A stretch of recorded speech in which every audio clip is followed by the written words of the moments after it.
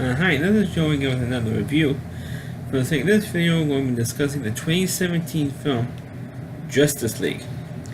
Starring Ben Affleck,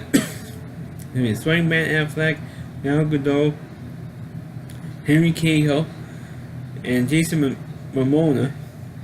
And of course, this movie is based on the famous DC Comics comic book of the same name, and of course more recently in the early mid 2000s with a famous cartoon that was on the Cartoon Network of the same name, Justice League. Of course, this is like the first movie of the trying to make into a series with the Justice League. One of the more popular DC comic properties.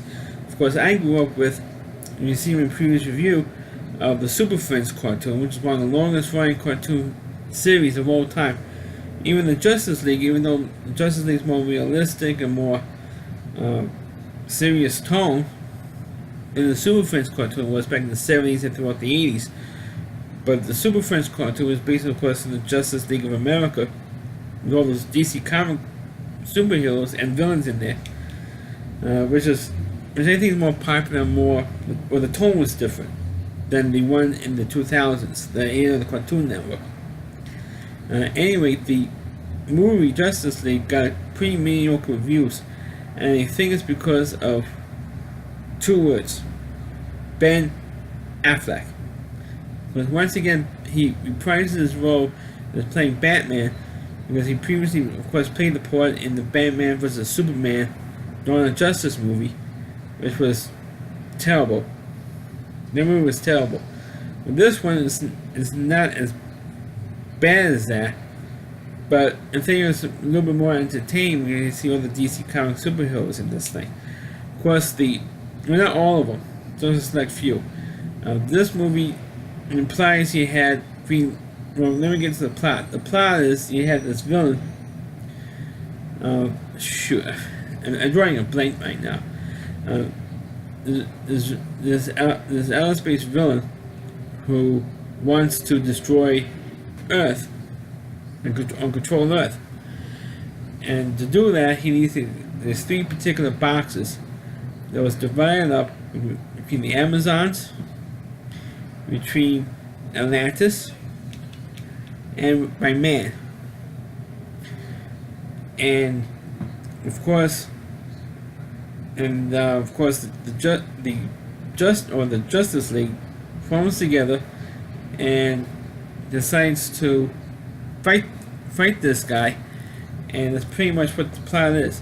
Of course, this movie is, of course, stereotypical of what the problem is with today's more modern, last 5 or 6 years of the superhero films, and that is not only just the DC comic books, but also the Marvel comic book movies have the same problem, and that is they focus on the action and not so much of the plot. Because I grew up watching the Superman movies with Christopher Reeve, of course, by the late 80s. I'm sure saying by 1989 and the early 90s, you had the Batman movies with Tim Burton and Joel Schumacher films, which when you take Joel Schumacher, you also focus on the action, but also you have a plot in those movies. Same thing with the Sam Raimi Spider-Man films. That's going to be the Sam Raimi Spider-Man films. And you go also say maybe the X-Men movies, or the early X-Men movies, I'm talking about the 1, 2, and 3. They focus more on the plot than the action. But the X-Men movies focus more on the action than the actual plot. But that's the problem with the superhero movies today, is that they focus because the comic book fans want to see more of the action and not so much of the building up to the action scenes. That's why these Christopher Reeve Superman films and the Sam Raimi Spider-Man films were so good, because it builds up to an action scene, and you don't need action throughout a 2-hour straight action for 2 hours. You need like a breather so you can have a plot in there, so you can explain what the villains are doing, and how the heroes are trying to stop the villains from committing whatever plot they're going to have in that film. The problem is that they don't have, not only is the villain not that terrific. In my opinion, it's not Darkseid. If it was Darkseid, then it would be a cool villain, because Darkseid was always a cool villain. But the villain they picked is like some ancient guy who like a couple thousand, about like 1,000 years ago, more than 1,000 years ago, had the Earth, and then the Amazons, Atlantis, and the people of Atlantis, and man defeated this guy. They all worked together and defeated this guy and put him into exile. And now, about over 1,000 years later, he comes, or 2,000 years later, whatever the hell it was, he comes back. He somehow gets out of exile and starts to take over. That was the plot. And you think, okay, at least there's a little bit of a plot here. But the problem is, like I said earlier, because Ben Affleck is in it. He's a horrible actor. He has the same fucking expression. He's been in movies for over 20 years now. He has the same stupid expression on his face for 20 years in movies. So he's a terrible actor, and he should give his Oscar for Argo to Catherine Bigelow and the producer of Zero Dark 30, because that's the movie that actually won, not Argo. But anyway, Bruce Wayne is trying to form a committee or a group of superheroes to defeat this guy, or defeat any other kind of threats to Earth. And so he's trying to convince. He already has Wonder Woman on his side, but once again playing Gal Gadot. This is like the third time she ever played the part. She first played the part in the Batman vs Superman film, and of course in her own film, which came out in 2016, was a big hit. And of course, I think it came out like last year, 2017, became a huge hit. Then she plays her role here. So you have at least Gal Gadot consistently playing this character, and hopefully for the rest of her career plays this character. And let me tell you, Gal Gadot is one beautiful woman. She is gorgeous. She is so beautiful to look at, and she's so stunning. Because first of all, she used to be a Miss Israel in the Miss Universe contest. But unfortunately, folks, I have to bring all you guys' hearts out there. She's married. Sorry to tell you guys, she's married. But she plays her role, and she is so beautiful to look at. I mean, you could watch her all day long. And of course, they have to try and get other villains to. Bruce was trying to convince other heroes to do it, and he was trying to convince Aquaman, who was running, the heroes in the Super Friends cartoon back in the 70s and the 80s, to be in there. And at first he says no, and then he decides to join up anyway.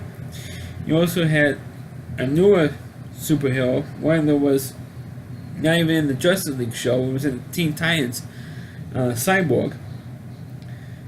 And you had him in there, and you also had the Flash in there. And of course, they kind of messed up with the continuity a little bit with the Flash, because he has the Flash television show. It's currently on the CW.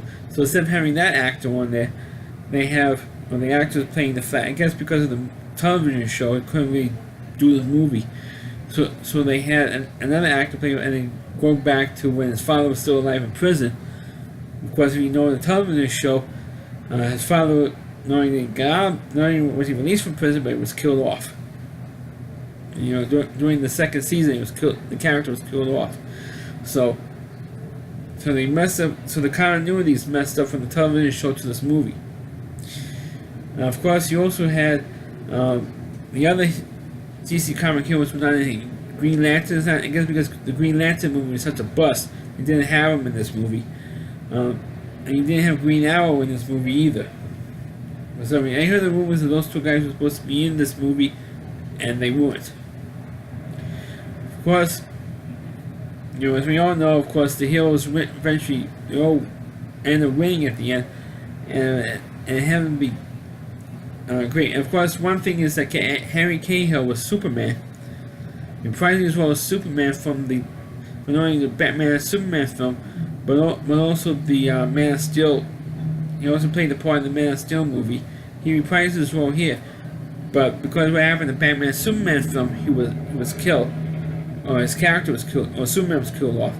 So what happened was they revised him, and it goes in the Lazarus Pit. I guess they didn't call it the Lazarus Pit from Rachel Gould, but they did it anyway, and he went nuts and started having this big fight between himself and the rest of the guys in the Justice League. and then Batman brought out a secret weapon, and there was Lois Lane. He brought her in there, and of course he also had Jeremy. I should also mention that Jeremy Irons reprised his role as Alfred, Bruce Wayne's butler, and he did a good job. But I think Michael Caine was better at playing Alfred than Jeremy Irons. I like Jeremy Irons; he's a good actor, Academy Award-winning actor, one of the better villains in the Die Hard universe. But I like Michael Caine better as Batman than Jeremy Irons. That's just my opinion. But of course, Superman does get get himself into gear here, and he ends up helping out the rest of the team, the Justice League team, and of course they end up defeating the villain, putting him back into exile at the end of the film, and they protected the three boxes that were, if the villain, I'm sorry for forgetting the name of the villain. I think it wasn't Prometheus. It was some other Steppenwolf. Yeah, now I remember the name. The villain's name was Steppenwolf, to unite the three boxes so they could control all of Earth. And of course, they eventually, as they work together, they all defeat them, and of course they ended up winning.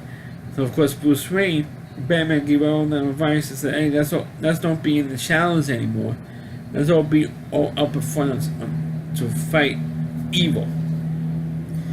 And Wonder Woman at first, because she lived so long, because she's an enormously long lifespan, and Batman says to her, "Look, I think it's about time you step out of the shadows and help, people of Earth. I know you can do it. We can do it. We can do it if we work together. We all can help out." And she says, "Really, just okay, Bruce, I help out. I come out of the shadows and do myself to the world and stuff." And she was willing to do that, and so was some of the other guys to help out. Of course, Aquaman was played by Jason Momoa. Of course, the only other role that the guy was famous for, unfortunately, was playing in Baywatch, in the last couple of seasons of Baywatch, and he was also in Baywatch Hawaii. So at least you know that the guy could swim. Alright, so it's a little more believable him playing the part because the guy could swim because of his experience on Baywatch. So, but as the film, I think the film was too over the top in the action and didn't build up enough to the action. That's the problem. Like I said earlier, that's the problem I have with these movies, or the more modern superhero films, because they don't properly build up to the big action scene at the end of the film. It's action, action, action, action, and action, and then about maybe 5 to 10 minutes maybe of the plot to explain what you're watching. And give you time to breathe for about 5 minutes, and then the rest of the movie is all action. Of course, by the end of the movie, my TiVo cut off the end of the movie. My TiVo. So, but at the end of the movie, Lex Luthor gets out of prison, or escapes from prison, and he decides to form his own league, or Legion of Doom, which of course is probably going to be in the next Justice League movie when that movie comes out, which would be cool because one of the seasons of the Super Friends was the Super Friends versus the Legion of Doom, and I think they did about 13 or 14 episodes. I forgot what season it was, but I do remember seeing, I think maybe some episodes on YouTube right now, with the Justice League versus, it was called Challenge of the Super Friends. That's what the name of that season was. And where the Justice League versus the Super Friends versus the Legion of Doom. And of course you had, for that season, I know I'm comparing the cartoons, the old cartoon to now, but of course you had Lex Luthor, you had Solomon Grundy, you had the Torman, you had Scarecrow, you had Captain Cold, you had Cheetah, you had Giganta. Of course you have one villain, in some cases Superman and Batman, you have more than one villain in the Legion of Doom, but you had a counterpart for each of the Super Friends. It was a pretty interesting concept, and hopefully if they do that in the next Justice League movie, it'll be damn cool. So that's I know I'm rambling a little bit about it, but I thought that the Justice League movie was not as bad as people said it was. I mean, it was entertaining enough for me. It held my interest for 2 hours, but it could have been better if they cut out half of the action stuff and build up on the plot, or at least build up more of the storyline of Batman trying to get more guys into the Justice League. Like they discuss Green Lantern or Green Arrow or some of the other villains, or Black Lightning, and some of the other villains that are in the DC universe. It'll be more interesting to see them build up the league and then see them trying to work together, and then focus down more, and then trying to fight off the villain. That would have been a little bit better if they cut out most of the action in this film, because it was too much action for me. So that's my review of the movie Justice League. Please click on the video, please rate it, feel free to comment on it. Please subscribe to my channel, and please follow this video on your Facebook pages. You can check out all my reviews and on my YouTube channel at realityc.com. It's over WDY, C.com. The homepage for another review of Christine Moore. Please check out all of his videos on his website. Thanks for watching, and catch you next time.